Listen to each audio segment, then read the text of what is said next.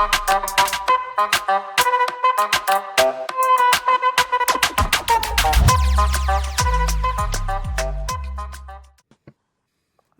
right. Welcome back to the Hip Hop Scholar Podcast. I am Melanie, the Hip Hop Scholar, and tonight, family, tonight on the Hip Hop Scholar Podcast, we're not just bringing on any guest, we are welcoming a living testament to hip hop's truth. This brother right here is not new to this, he is true to this. From the very beginning, I had the honor of watching him grow. From a teenager with hunger in his eyes and rhymes in his chest to a man who carved his place as one of the truest MCs hip-hop has ever known. I've seen him sharpen his craft, stand tall through the struggles, and rise as a voice that carries both the weight of his city and the essence of the culture. Lyrikill is the kind of artist who reminds us that hip-hop isn't just bars on a beat. It's survival, it's testimony, it's liberation. His words don't just entertain, they liberate minds. They tell stories for the voiceless. They give us permission to feel, to fight, and to believe in something bigger than ourselves. And you don't have to take my word for it. Check out More Heart, More Soul, one of his landmark albums on Bandcamp. Lyrical Dive is into his latest releases on Spotify, where albums like Can't Kill God and projects like Never Afraid to Fall show how he's still pushing. And you can check this out on Spotify, Apple Music, Bandcamp, YouTube, X, all the socials. Every verse shows growth, depth, and the consistency that defines greatness. Awards and accolades, he's got them. Respect from peers, undeniable. But what sets him apart is his heart, his consistency, and his refusal to compromise his artistry. He doesn't chase trends. He sets a standard. He's proof that hip-hop is still a sacred place when it's rooted in truth, authenticity, and love for the culture. And let me say this personally. To witness his journey has been one of the greatest honors of my own. To see where he started and to see who he has become, not just as an MC, but as a man, is the kind of testimony that reminds us why we do this work. Because Lyrikill has always been more than a rapper. He is a builder, a griot, a guardian of the culture. He embodies the power of hip-hop as both art and archive. Every rhyme is a document, and every performance is a history lesson. Every verse is a reminder that hip-hop will always outlive the noise because it lives in those who honor it just like he does.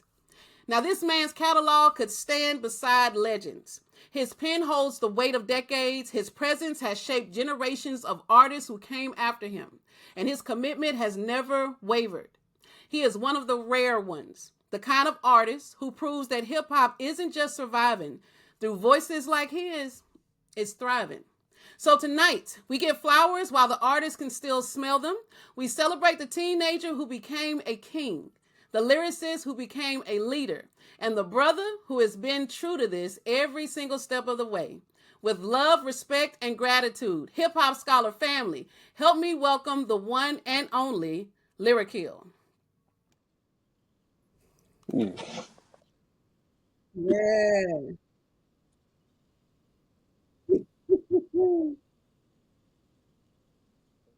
Yeah, got to do it the right way. For real.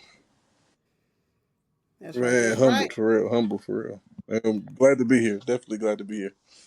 Oh, yes, sir. Oh, Man. definitely. Had to give you those flowers. Definitely so. As we are here on the Hip Hop Scholar Podcast, Brother Chuck, definitely here. You know me as Mel.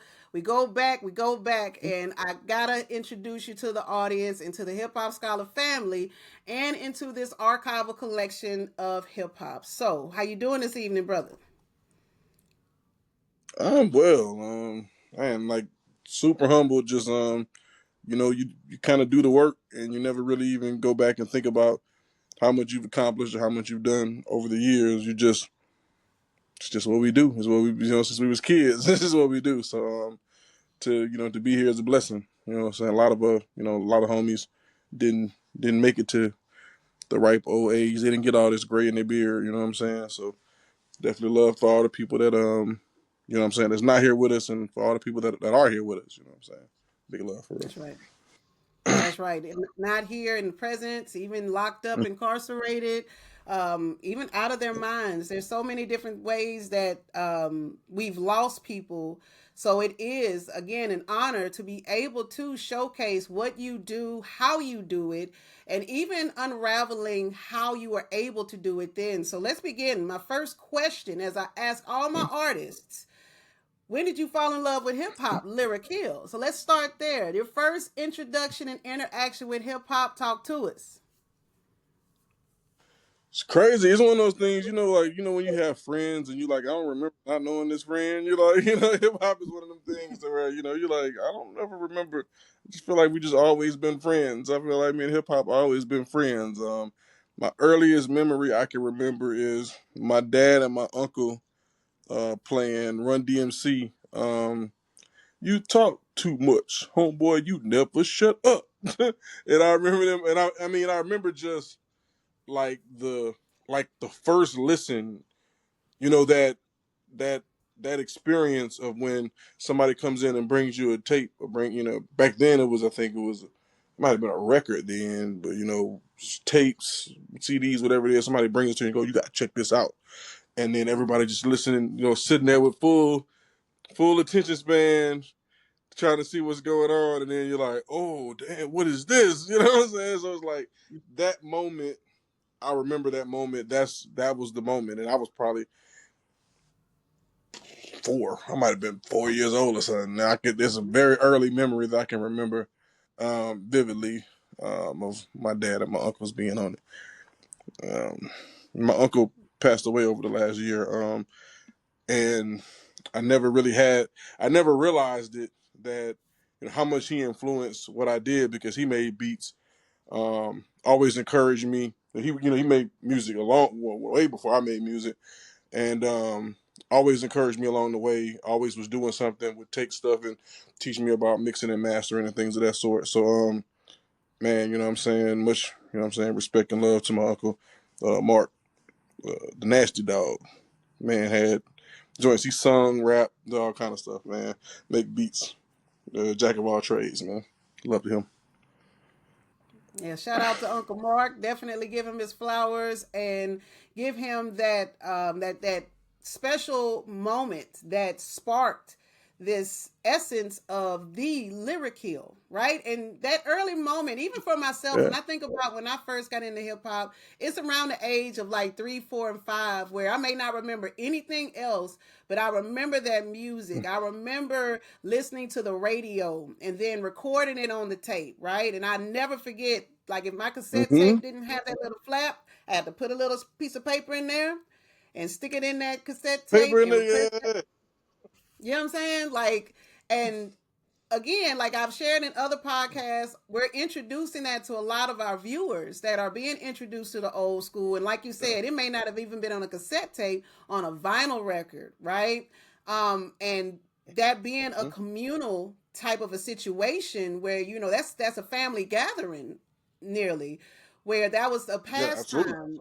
That's, That's something that was, special, that you can look back on and share that memory. So I appreciate that, being able to give honor to Uncle Mark, to your father as well, and then to you as to the Lyrikill that was just a little kill at that time. yeah. Bambino. That's all right. Little Bambino there. That's awesome. And so with you, we both represent Louisiana, the boot in the building. That's right. Absolutely. Bring it back to the bottom of the map. That's right. So Yeah. being Mhm. we're both from North Louisiana, and your rise to fame Mhm. definitely is resonating in New Orleans. Okay, so New Orleans, which has a rich cultural history of its own, how did that environment shape your voice and the vision and your vision as an MC?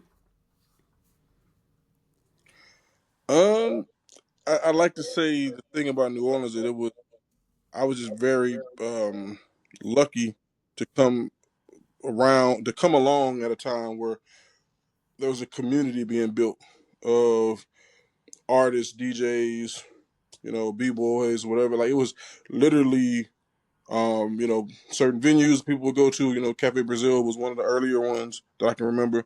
But growing up in North Louisiana, being into hip hop, it was something that wasn't popular at the time. You know what I'm saying? So like, in terms of being into actually creating music, there's always like, that one or two people that maybe has a studio or that has a beat machine. Back then it was really expensive to invest in doing music. Now you just take the same computer that you surf YouTube on and make all your music, make all your beats on it, make your beats on your phone or whatever.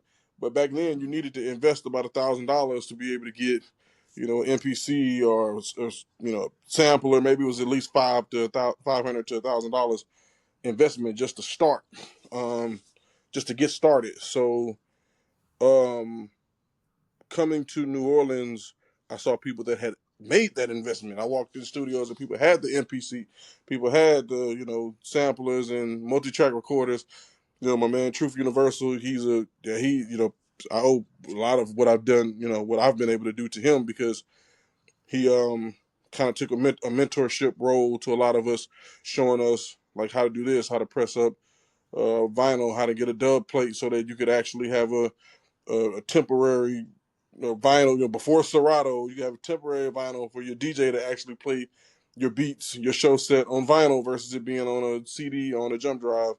Um, Man, just like a lot of just small nuances of like actually being a professional artist, like stage show, setting up a show disc, your show tracks, things of that sort. Man, New Orleans was where I went and saw people actually doing it, and not necessarily on a commercial level.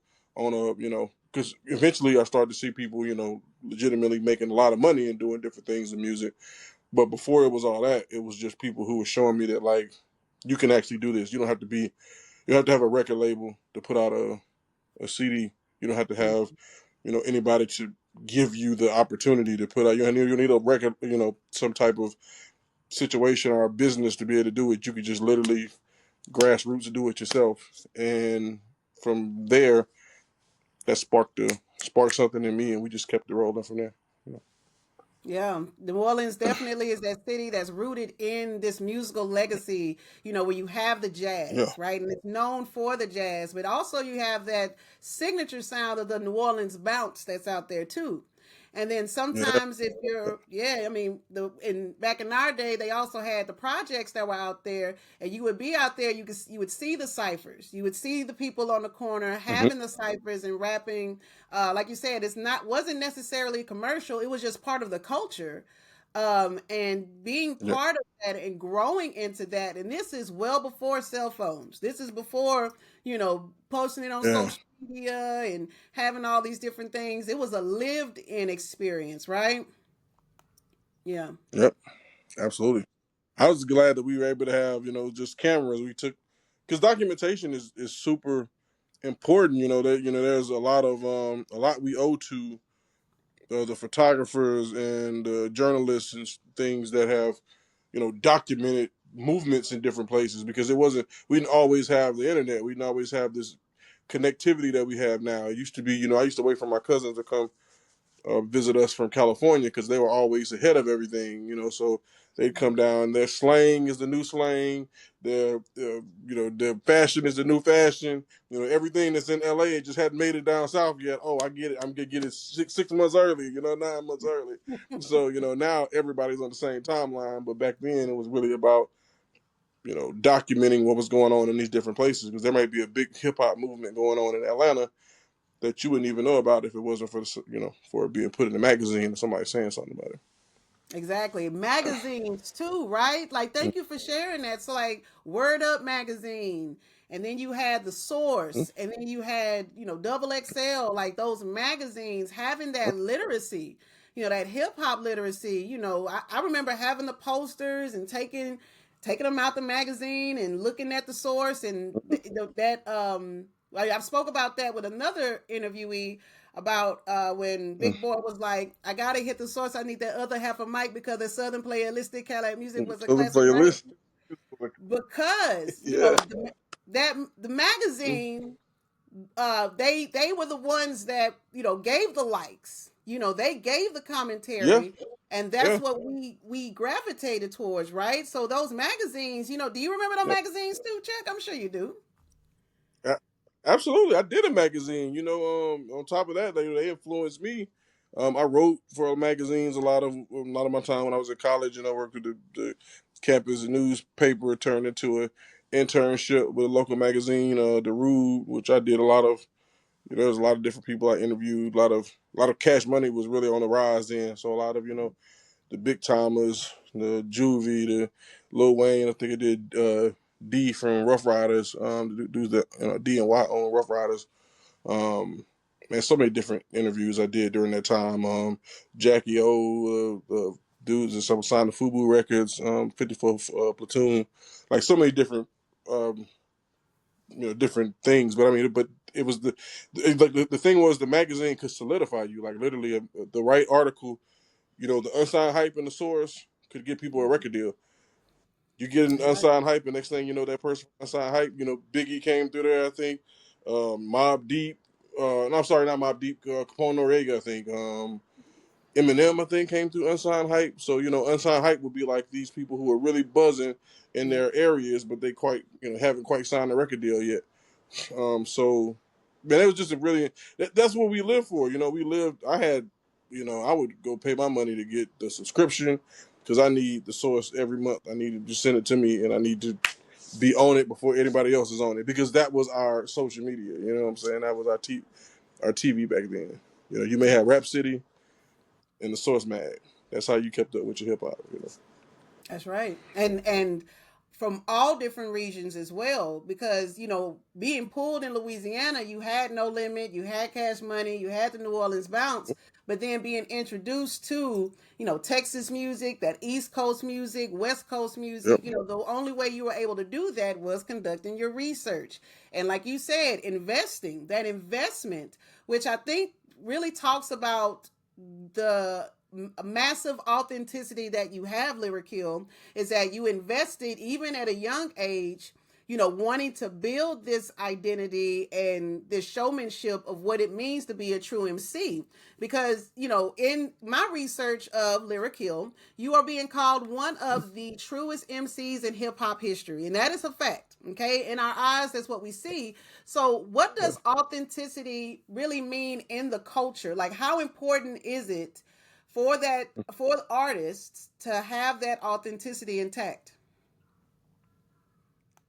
I think it's the foundation of the culture. I tell people, hip hop is all about expression. Like it was literally just some kids that really didn't have a voice that essentially, got some records together, got some spray cans, got some, you know, shoes and some Kangos and started doing breakdancing. But everything was really about like coming to my world. So I feel like um that cannot be you can't get around it. Like you can't sugarcoat that. You can't try to fabricate something else. It's like whatever your world is, and it's about being creative, like creating your world, presenting it in a creative tone that brings the listener into your world. I think that's one of the things we complain about the culture now. I think that so many people are using these cookie cutter approaches to music where all the beats sound the same, they dress the same, the rollout is the same, and you go, that's to me like directly against what the culture represented, because the culture represented like if you're in Houston and y'all ride swangers and you sip purple lean and the South Side Fade. Like this was true like Houston stuff. Like so, I don't need Houston to go put on some Timberlands and try to look like Brooklyn because Brooklyn is Brooklyn. So Houston is Right. Houston, and so like pockets having their own culture and expression that's true to them.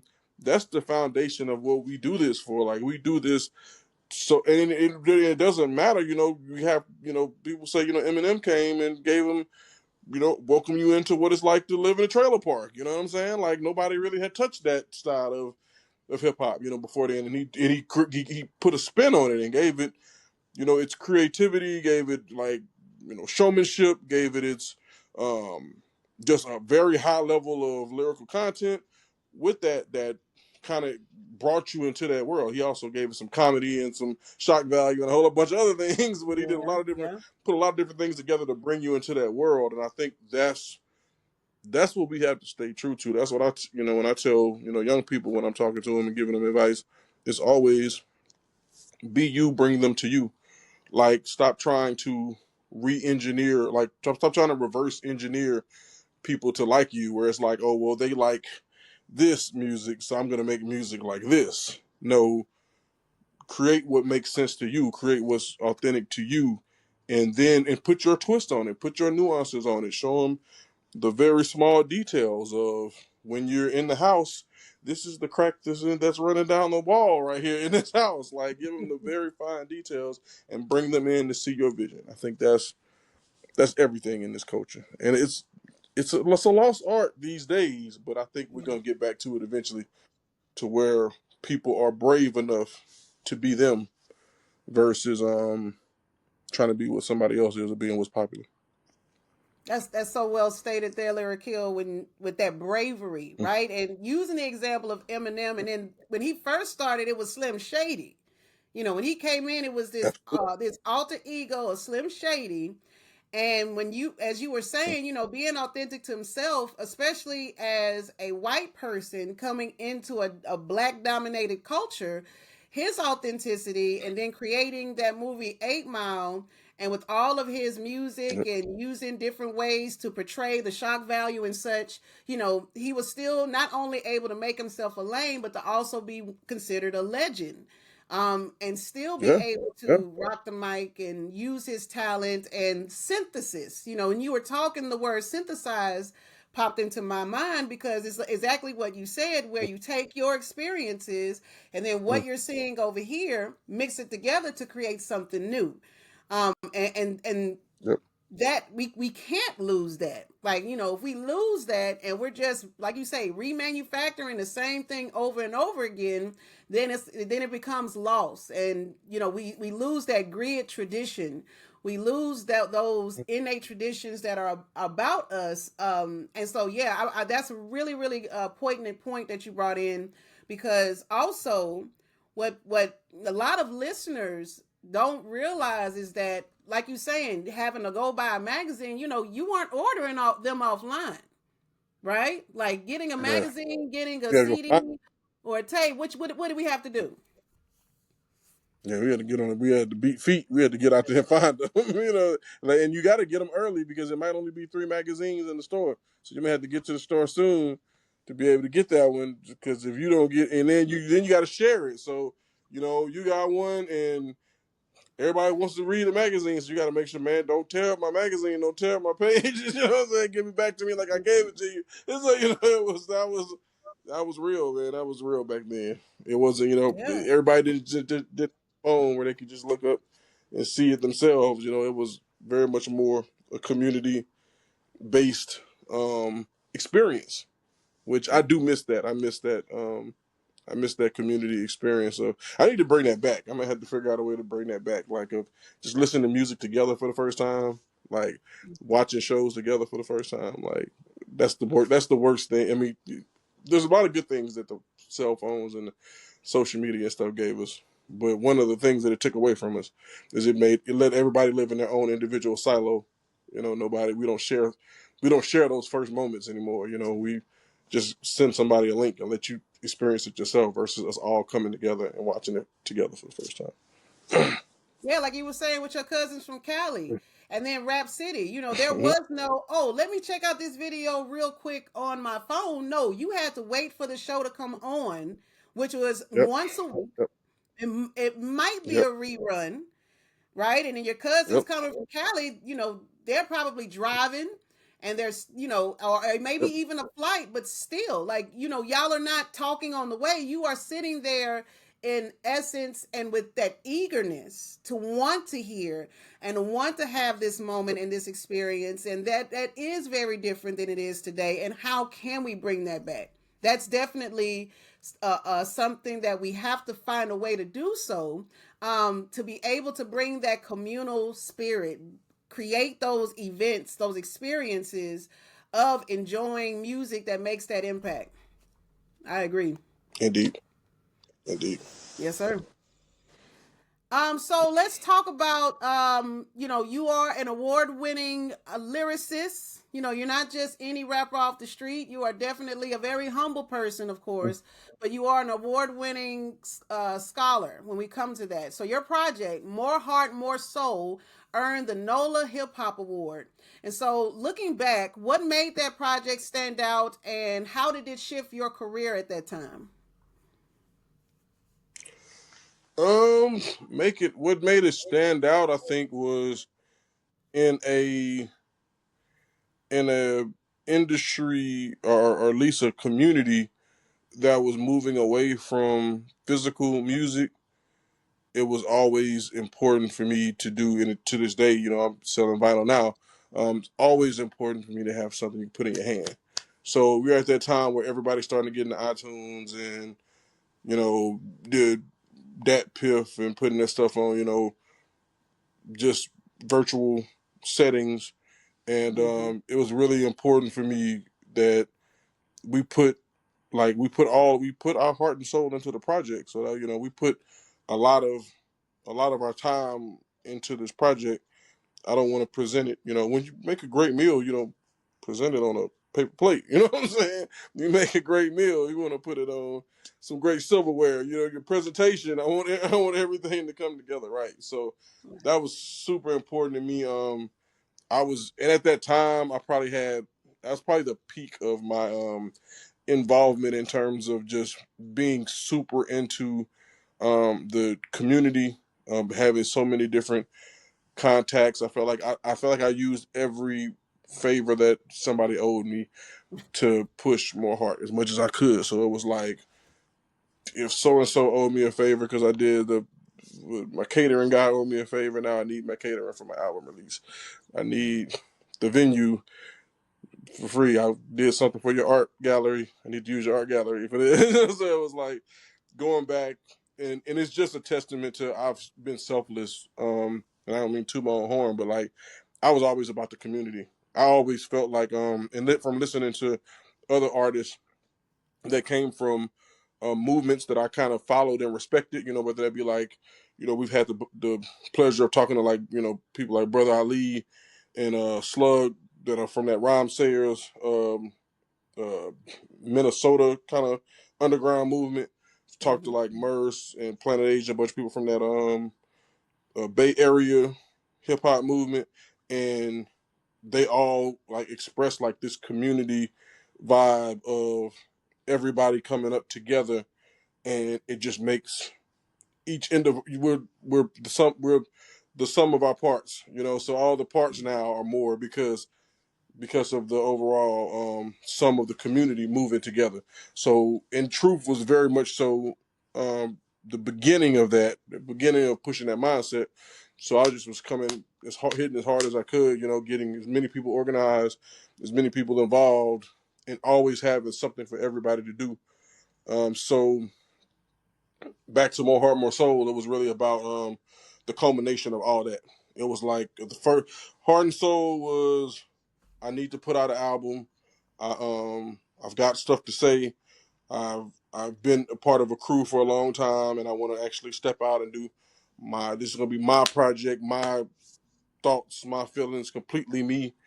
And More Heart was like, I've done that. It was pretty successful, and now I'm gonna take everything I learned from that and everything that has happened between then and now, and build what I feel like the best project I can make in terms of the quality of music, the concepts, um, the art, everything from the artwork. The I remember somebody telling me I've never bought a independent album with a booklet inside it. That it had an actual fold out booklet where you could actually have all the credits in a booklet. But that was important to me because it was always about the experience. It was like everything was always about getting that album, coming home and opening it and reading the credits and putting it in my Walkman headphones, whatever it was, and just the rest of the world just can stop for a minute because I got my new Wu-Tang CD and this is what I'm doing for the next 2 hours. You know what I'm saying? Yeah. So that I want to give people that same experience as much as they could through my album. I feel like I missed the second part of the question. Second part of the question was Just how it shifted your career, like when you were, oh on the street and building and seeing how everybody else had invested, and then you came to that peak. Thus far, though, this is not the best of the best. This is where you are at that time with that NOLA Hip Hop yeah. Award. So then, how did it shift your career? How did it, catapult it from then? It was weird. It did it opened up a lot of more doors in terms of I was simultaneously doing the sound class as I was promoting that. So, and I was always about, and I tell artists this now, and sometimes they hear me, and sometimes they don't.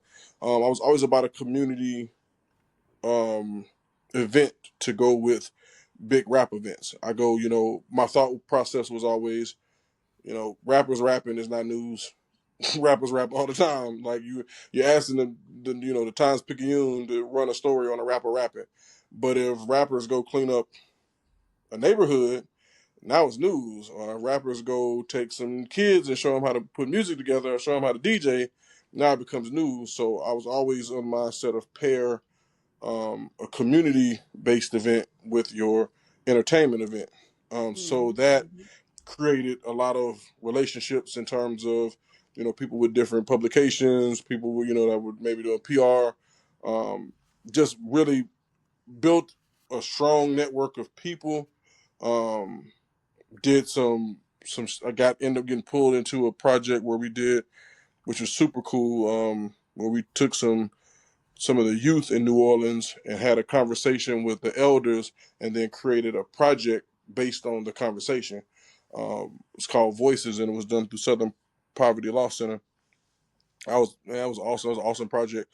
So it's like some of those projects to where people had ideas, and then when they saw or heard what was going on, they were like, "Oh, you'd be perfect for this."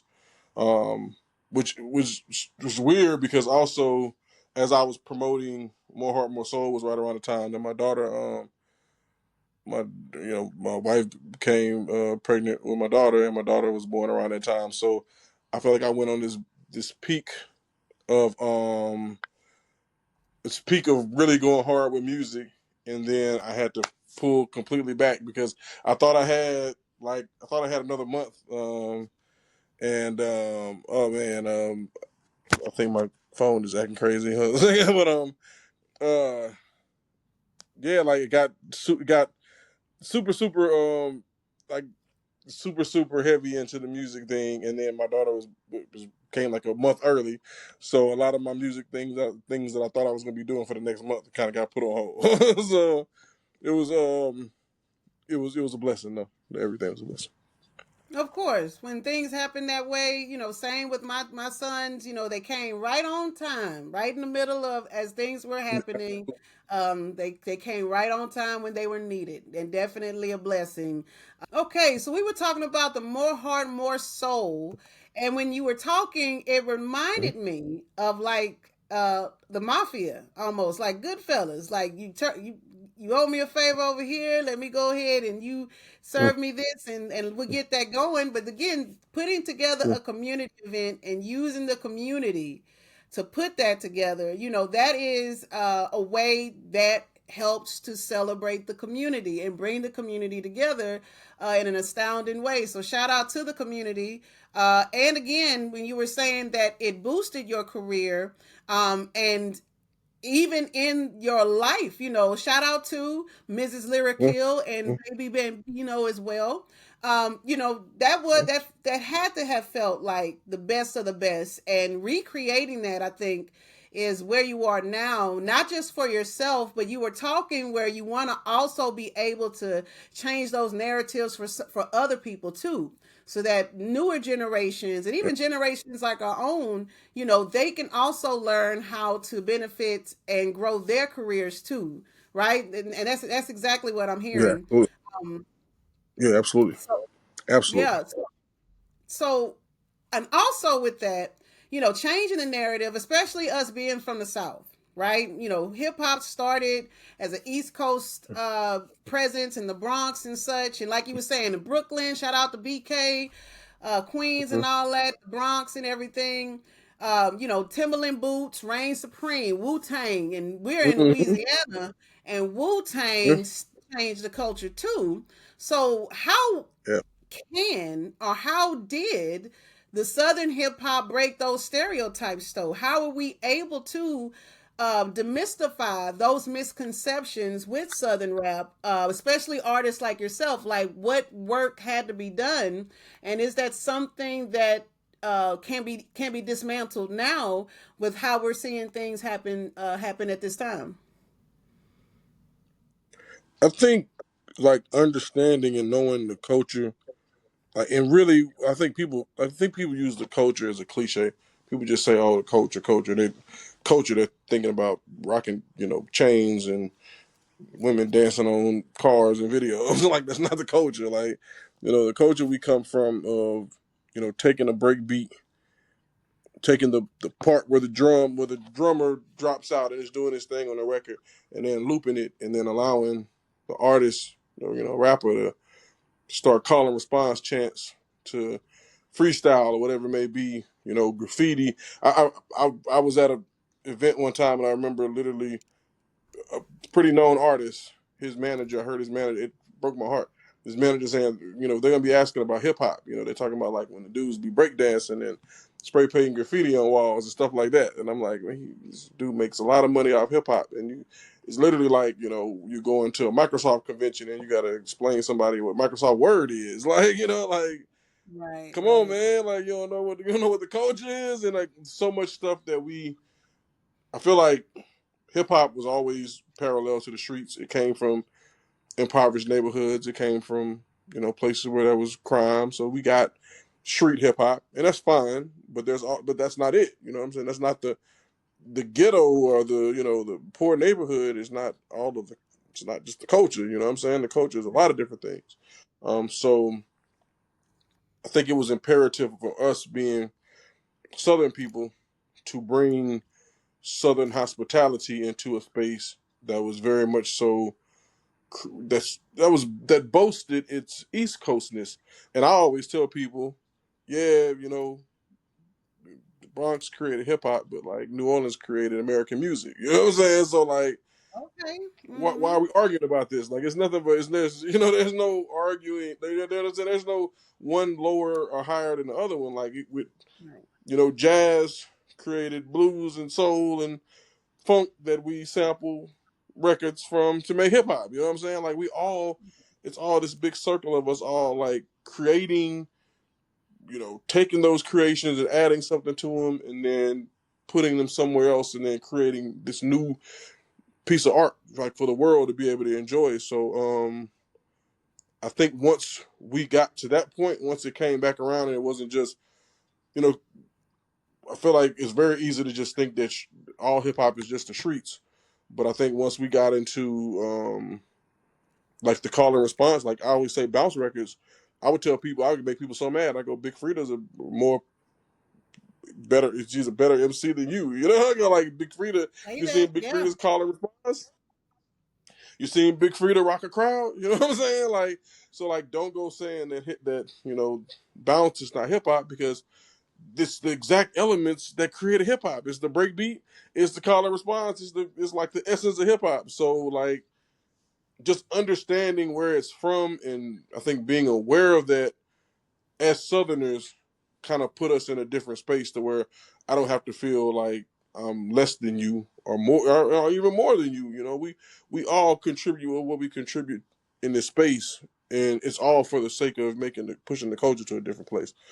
And I think that in a sense has been that's been the difference. I mean, like there was times where I always go. There were times where people look down upon you being from the South, and it was just like, oh, what's this country gumbo cooking dude gonna do right here? And then I gotta cook you on the mic, and then at the end of the day, the skills is universal. You know what I'm saying? So regardless of where you're from, you could be from a little small town, you could be from a big city, you could be an alien that comes from Mars. If you can rap, you can rap. You know what I'm saying? So like, it is what it is. Yeah. So and I Yeah. think we always, as culturalists, we definitely respect, like, the real recognize the real. So we can see the skilled DJ, the skilled b-boy or b-girl, the skilled graffiti artist, the skilled MC. You automatically, as people that are in the culture, we know and we see it and we go, oh, he or she is different. And that's something else right there. You know what I'm saying? So like I think, Yeah. and it doesn't matter. We don't look at that and go, oh, that's because they're from Brooklyn or because they're from New Orleans or from Houston or wherever. Just skills are skills. You know, being a showman and having that level of showmanship supersedes where you're from. Oh yeah, and being able to appreciate it too, because having Mm-hmm. those distinct sounds like Wu Tang from the slums of Shaolin, and then having that Yeah, New Orleans bounce. Shout out to Big Frida because when yeah. Beyonce came out with Lemonade, she sought out Big Frida to be Mm-hmm. able to get Yeah, that specific sound, and then you have that Detroit dance style and music, and then you have that Cali swag, and every region has that parallelism, like you were saying, and being able to appreciate that, right? Not stereotypes, but the sounds of the street is, a yep. better way of saying that. But you're right. When you say that, oh yeah, being a rapper or being from, especially from Louisiana, like, Gumbo Rouge stirring, rapper or whatever, Mm-hmm. then you have to show your skills. And then you have like, when you were talking, I was thinking about the Virginia sound when Timberland brought out Missy Yep. Elliott, and Missy Elliott making Yep. her own lane and creating this, like, you know what, I'm about to do it so differently and make this Yep. sound so specific where you can't replicate what I do. Same with Ludacris. When you said Southern Mm-hmm. Hospitality, when Ludacris popped out, he was a radio DJ at first, Yep. and then when he popped First out with level up. his music, man, it was just, dominating, right? And it Yep. demanded respect. And that's what it Yep. takes, is that to break those stereotypes, you can't allow yourself to stay in that stereotype. You have to demand that respect. You have to step up and to that microphone. You know what I'm saying? And then, like you said, taking it to a whole nother level where, yeah, rappers rap, but watch me do this event. Watch me create this Mm-hmm. experience. Watch me create this booklet. Let me show you these Yep. journalism skills, this composition type skills that I got. And so putting it on those levels, I think that also talks about the longevity of the craft, because when we think about longevity, Lyrikill, you've been doing this, man. I say at least what, 30 years, 35 years or so. I mean, since you was like Yes, man. what, 12, 11. Yeah. Oh, yeah. I think I wrote my first rap. I was 10 or 11 years old. So I mean, it's just been. I've been probably seriously at this thing, since I was probably what 17, 18, probably. So that's still shoot. It's I got a strong 20, probably close to the 30. So probably strong 30 in it. But I mean, that's what I live. So I like it. I don't remember not doing it. I don't remember not hearing break beat or hearing a record and not going, ooh, what is that? I don't ever remember that. So it's just they say it's not in me, it's not on me, it's in me. You know what I'm saying? So Right. And the longevity of the craft, because, Clips came out with a new album, and one of the interviews yeah, they did, they were talking about, there's no age to this.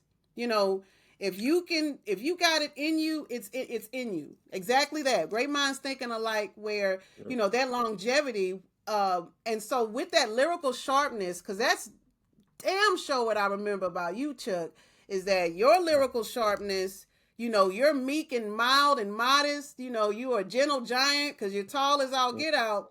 But when you grab that microphone, like it's you, Lyrikill is exactly what you do with that microphone. So how do you maintain that sharpness? Like, how do you have that maintenance? And while you're talking, I want to show your discography, and as you're talking yeah. about how you stay sharp and you stay ready to kill that microphone, talk to us, brother. Uh, um, I would say it's one of those things where it's just like a natural competitiveness when it comes to um rap. Like it's like if you play basketball, you don't really think, you don't really get out there and go, oh, I'm about to do a jab step, and then I'm gonna step over 2 times and I'm gonna shoot it. You just like it's almost like muscle memory because you've just been doing it for so long, and the standard is to be the top of the best people doing this. Like I don't compare myself to anybody in my neighborhood, anybody in my community or whatever. I look at the best people doing this, the people the top tier rappers, the Eminems, the Black Thoughts, the Cool G Raps, the Big Daddy Kanes, the Jay Z's. That's who I want. When every time I get on a record, that's where I'm going in that, like, that top shelf. So, and that's what I came up on. Like, I came up on listening to great rappers. So, like, I don't know how to do anything else. It's literally just like if you got out on the court and passed me a ball and I just started shooting. You go where you go because you're trying to get. Ultimate goal there is to score a bucket. My ultimate goal is to get you to scrunch your face up when you're like, ooh, what that boy going off, So it's like to get those responses, to be able to get my point across, whatever it is that I'm painting, because sometimes it might not always be a punchline. It might be like a story I'm trying to tell, and I want to be able to paint that story. So just execution. You want to be able to execute at a high level, but more so just be amongst the highest level of people doing the sport. It would be equivalent to, if I want to play basketball, put me up against LeBron and Steph Curry and Anthony Edwards and them. Don't go have me over here playing at the YMCA. Like, I don't want to play at the YMCA. Put me amongst the best people, and I want to be able to hold my own. You know what I'm saying? And stand out amongst the best of the best of the best. Because you are that dude, like it says right there. I am that dude. Mm-hmm. Absolutely. Nasty on the beats. Mm-hmm. I know that's one of your producers, Yep. BJ. Yep, nasty and nasty on Yeah, them man, beats. But I my like guy. this phrase here, never afraid to fail, right? And that's what you're saying, where you want to be able to Yeah. um, be the best by being around the best. The only way that you're able to get better Yeah. is by taking in that challenge and honing in on those challenges and learning from those mistakes. Um, One thing you were saying earlier, and I want to say this before I forget. At the beginning of the movie Straight Outta Compton, and they when they're Mm-hmm. introducing all the rappers, so Easy E come in, he in the trap house and everything. But when they show Dr. Mm-hmm. Dre, when that's what you remind me of, is Dr. Dre on the ground and he got all the music up under him and he's listening to these tracks just being Mm-hmm. excited, right? That's exact. When you were talking earlier, I was like, man, that's exactly who Chuck is Yeah, just taking being in that all one these with them. inputs. Yeah. Yeah, yeah, be that one with it, and just Mm. abandon, no time, no, you just in the present, and just that neurodivergence almost, where when you hear a Yeah. beat, when you Yeah. hear the music, it just changes everything, and you go into this lilt almost of sharing that. So that lyrical sharpness and hip hop scholar family, like if you have not checked out Lyrikill's discography, he has a new album out. You can follow him on his social media. Like, this brother is the truth when it comes to that, whether he is freestyling, writing, producing music. Like, he truly makes an impact on music, right, with hip hop in a very true way. And being able to have this type of conversation, my goal again is the educational piece, and then looking at that intricate nuances of how you've done it and how you continue to do it, and never stopping, right? And that's my call to every artist that I speak to, is to never stop. Like, like, you got to make certain, whatever you got to do, continue to make an impact with your music, Lyrikill, because it's definitely Yeah. impacting the community. It's impacting the culture, especially in Louisiana. No matter where in the world we are, we will always Yeah. represent the boot. And so continue to do that for Absolutely. sure. Um, Yeah. So let me ask you this question, because I'm still trying to dig into the mind of Lyrikill. If you could go back to any hip hop concert or moment in history, which one would you choose and why? You've done many projects, many collaborations, and you talk a lot about different cultures around regions and such. So take me back to that hip hop concert or moment in history, and why would you choose that and why? Man, I would say the first real show we went to at the House of Blues. I think this was '99, if I'm not mistaken. This is when the Roots were doing Things Fall Apart. They're promoting Things Fall Apart. So, RCA kind of had. It's funny because the whole side note. I'm gonna come back to the original point, but I've been listening to this podcast by Open Mike Eagle, um, and he has and it's one of his last seasons was with Questlove. So Questlove had really dug into what was going on when they made Things Fall Apart and Common Like Water for Chocolate. He was essentially making three albums at the same time. He was making Voodoo, Things Fall Apart, and Common Like Water for Chocolate at the same time. They have similar texture if you go back and listen to them, like the drums, the music has similar texture. But I'm taking all that to come back here to say, and I love all three of those albums too. That's a whole nother thing. But Yeah, real um, talk, yes, yes. first, yeah, man. Well, first show I went to was called A Common Evening with the Roots, and they kind of had marketed Common with the Roots. They were on the same record label and put them on a tour together. And I had been a Common fan for a while. What I'm saying, Resurrect. I mean, just kind of borrowed a dollar. Really, had been a Common fan from watching them on Rap City and things of that sort. Had really liked the album before that. One Day It All Makes Sense. But going to that show, the Roots and Common, it was my first real like hip hop show. Um, you know, actual performance. And I I would take it back there because I wish I could get the I wish I could get that level of just enjoying the music back. Like one of my sayings is you never want to see them make the sausage. So I feel like and when once you start making music, it's like seeing them make the sausage. So now you see how people really are. You see artists that you think were cool, not being cool. You see people Mm-hmm. who you thought had this really great idea, and you go, "Oh, they stole that from somebody else." Or you see all the back end of stuff, or you go through the process of booking an artist and see how that situation presents itself. And some of my favorite artists I've booked for shows, and they've run me so ragged that I don't even like them as artists anymore. So like all these things that have happened that have shaped the way I enjoy music now were not there before. I was a clean slate.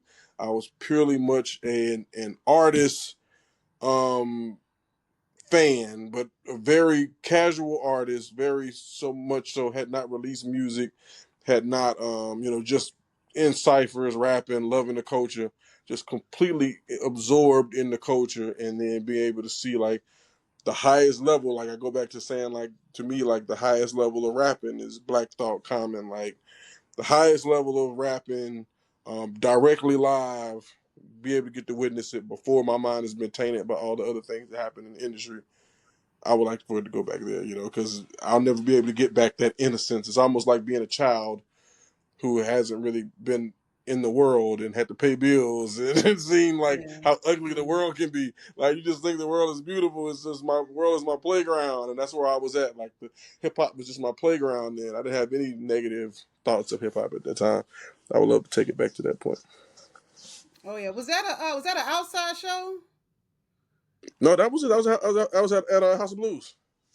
I was at Okay, House of okay, it Blues was a inside. House of Blue. That's right, that's right. House of Inside, Blues inside. inside. Okay. Yeah. Now they Um, did have. I saw the Roots maybe 3 or 4 times that year, and I want to say they played at the CAC, and it was an outside show. Maybe that there was same year or the next year. because it was one I went to with y'all. I remember because we were Yeah, outside. And I think it CAC. might have rained or something, and it was yeah. Yeah, And I remember it was a yeah. gate, and I was like, man, we outside, but we out there, we listening to I that think it was music, like CAC. Yep. man. I Back think in that was a CAC. 1999, 2000, damn near 25, 30 years ago. Yep, showing Yeah, our age, Hip Hop Scholar fam. But again, yep, not new to this. We true to this. And absolutely. definitely going into this time capsule of what hip hop music does. It takes you back to those moments and can make you remember and remind you of your why, and being certain that you never forget, and to recreate that feeling, right? How amazing would that be if we could recreate that feeling for our own children? um Yep. just this past year, I surprised my oldest son. Shout out to my son Omar. I surprised my son with we did a front row tickets to the Kendrick Lamar concert in DC, his last American soil performance, right? And Mhm. had a chance to talk with him about it. It for sure was not the same price as it was back in the day, but at the same token, giving him that experience, though, right? To really, see the artist. Like, I want you to see the Mhm. artist. I don't want you on your phone. I don't want you, you know, Yep. enjoying this by taking pictures of yourself and your friends and everything. I want you to see the artist and engage with him and with SZA. And it was just an amazing moment, right, for his birthday, but for us to be able to do that, especially with Kendrick Lamar. Shout out to K Dot. Hopefully he Yeah. sees Yep. this. But at Yeah. the same time, that time machine and that experience, and giving that experience. And then when we think about what we have done, I also want you to use your imagination. So if you walk, let's say you walking into a cipher, like you on the corner of Mhm. Canal and Poydras, right? You on Canal Street, right? Mhm. And there's three MCs waiting on you. They want to sit up there and have a cipher with Lyrikill. Who do you want? Who would you want standing in that circle with you? And these could be MCs of past or present. A dream Uh, cipher. Dream Cipher. Wow. Oh, sheesh. I mean, oh man. Okay. Past or present, living, dead, doesn't matter. Okay. Past or present. I say, man, like I'm just gonna think of like my favorite cipher type rappers. I think Redman would definitely be in it. That's one of the first people I could think of. Redman, just dynamic, just um, personality. He gonna give it to you. He never take a verse off.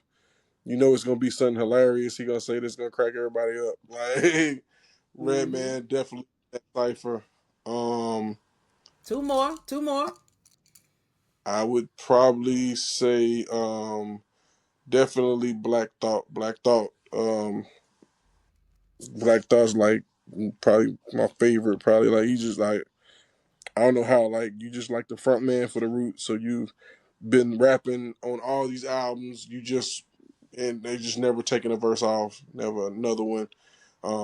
I don't think he has. I don't think he has a breathe. I think he like has fins or something because he just will rap and just never stop for a breath. You know what I'm saying? Like, and he gonna give it. He'll give you the energy. He going off. He gonna shine. Um, Black Thought and One more. One more. Red Man, Black Thought, and that third one. yeah, and I'll probably say, man, I'll probably go Biggie, man. Like, it's hard to even think of bringing back someone from the dead. But man, Big was just, man, like he just did everything good. Big was like, to me, I was listening to Pusha T say that he talk about his love for Big and how much Big influenced him, and man, like he gonna smoke it, man. He gonna smoke the verse. Yeah. He gonna have the same thing. He's gonna have some comedy. He's gonna tell you stories and paint pictures. Great with the wordplay, witty. Just got it. Whatever the it thing is that a rapper has, he just got it, man. He just does everything well. So that's what I got. I got Black Thought, Redman, and Biggie. That's a wild combo, but that's a crazy cipher. And with that cipher, Lyrikill. So And I gotta imagine. come with it. I gotta come with it. I gotta come with it. I mean, and Man. in their prime too, right? Redman, Black Thought, and Biggie being taken in his prime. Just imagine, now if Biggie were Oh yeah. here, how he would find he and Tupac and many of the lost artists taken so soon. I was just listening to Party and Bullshit the other day. Like, Yeah. it's just, again, a dream cipher, right? 26.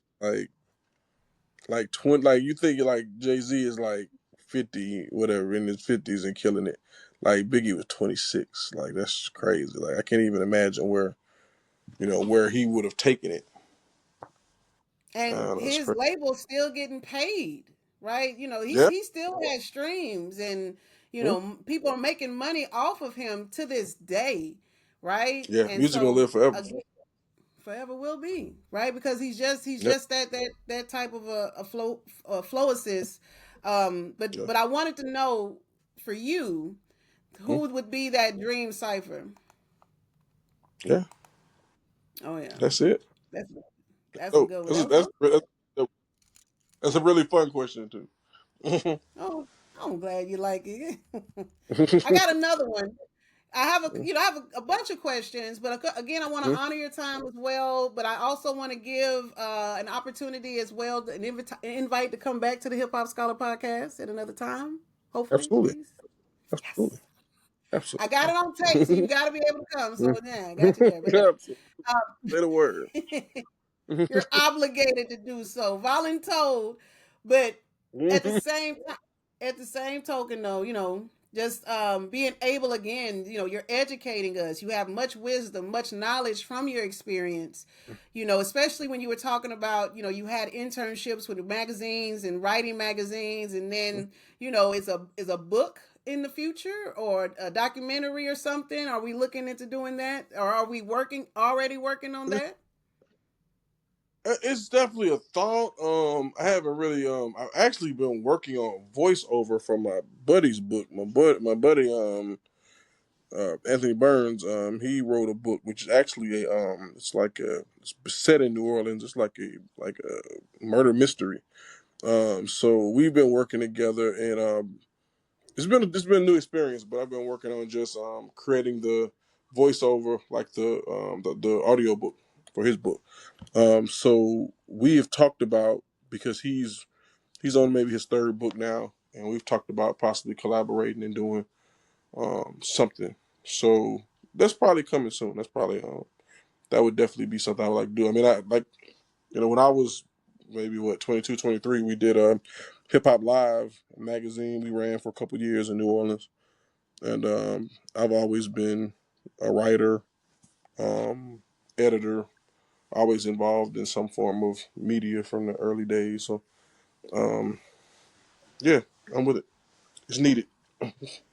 I think if when Lyrikill decides to write a book, I think you're gonna have an encyclopedia, like that old school encyclopedia where you have volumes, you have levels of different things to talk about. Because you're saying, again, coming from a small town in Louisiana and writing about that, writing through Katrina, you know what I'm saying, writing through, Yeah, yeah. um, going through so many different things. You know what I'm saying? Like it's an anthology that you have that when you're speaking, it's like, man, I got like, when you're talking, like, I got 10 more questions to ask you, and then you continue to talk, and it's like, oh man, now I want to ask this other question. And so that's not only do I want to be able to get you on this podcast, but also encourage you to look into continuing, shout out to Anthony Burns and that collab, but also look into sharing your anthology, sharing that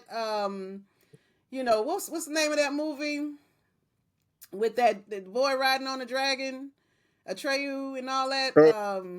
Yeah, yeah. How to The Train a never Dragon? You ending talking about? story. The never ending Yeah. story. Yeah, I Oh, think never that end would be the story. name. Yeah. Yeah, Oh I would man, big definitely white do dog. that because yeah, I know, right? That's old school for you.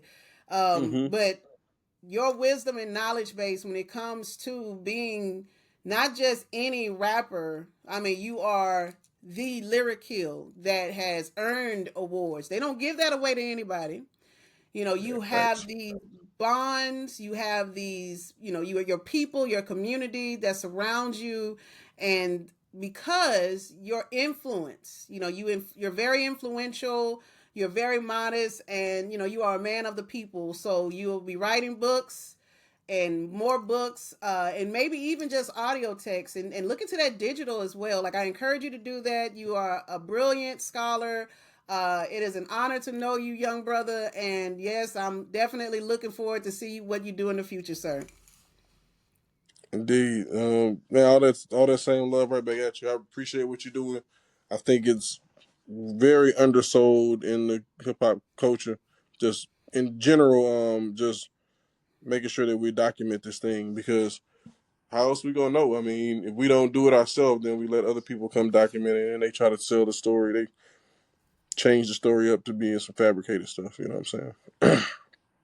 No, we're gonna keep Also, it true. too, Yeah. always shameless plug on lyricalmusic.com. Had my first vinyl record that we dropped actually this past month. Okay. This is the Purple Store. This is me and my man Kid Infamous, producer from New Orleans. He lives out here in Dallas area with me as well. And yeah, man, we put out a limited edition, limited run of Eat Three, the Purple Store. This is our third album that we did together. We have an Eat series where we essentially combine eating food with eating on beats, and so it's always a lot of funny eating interludes and things of that sort.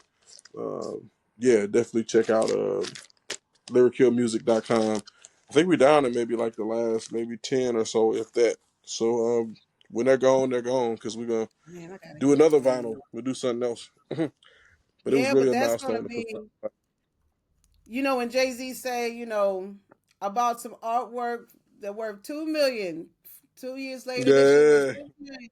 Yeah, I can't wait to give that shit to my children. I got to get that for yeah, mine, because that's going to be definitely a keepsake yeah. and going to be worth definitely for sure, man. Like that, Mhm. lyrikill.com. It's going to be posted in the description box. You all check it out. Y'all support this brother, and y'all tune in. Again, thank you, Lyrikill. Thank you, Hip Hop Scholar family. This is Melanie, the Hip Hop Scholar. Thank you so much for tuning in, and we are out of here. Peace. All right, peace. All